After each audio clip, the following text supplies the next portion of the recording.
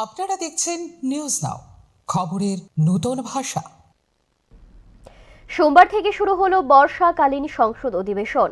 এই অধিবেশনে গুরুত্বপূর্ণ আলোচনার বিষয় হলো নারীদের 33% আসন সংরক্ষণ বিল। এই বিল পাশের দাবিতে সোচ্চার বিভিন্ন সংগঠন। এই অঙ্গ হিসেবে সোমবার রাজ্যে 6টি বিরোধী নারী সংগঠন বটতলা এলাকায় এক বিক্ষোভ কর্মসূচিতে যোগ দেয়। পূর্ব ঘোষণা অনুযায়ী এদিন সংসদে যে সময় অধিবেশন শুরু হয় ঠিক সেই সময় রাজধানী আগরতলার বটতলা এলাকায় বিরোধী নারী সংগঠনের সদস্যরা জমায়েত হয়। সেখানে কেন্দ্রীয় সরকার বিরোধী সমালোচনা করেন নারী নেতৃত্বরা। বক্তব্য রাখেন নারী নেত্রী পাঞ্চালী ভট্টাচার্য, কৃষ্ণা রক্ষিত সহ অন্যান্যরা।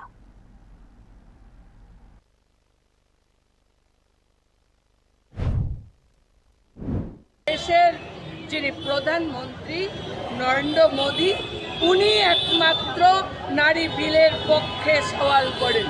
বিরোধীরা এই নারী বিলের পক্ষে নয়।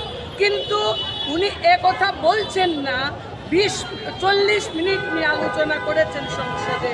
এই 40 মিনিটে 1 মিনিটও উনি বলেননি যে কেন এই বিলকে ডিলিমিটেশনের সাথে যুক্ত করা হয়েছে।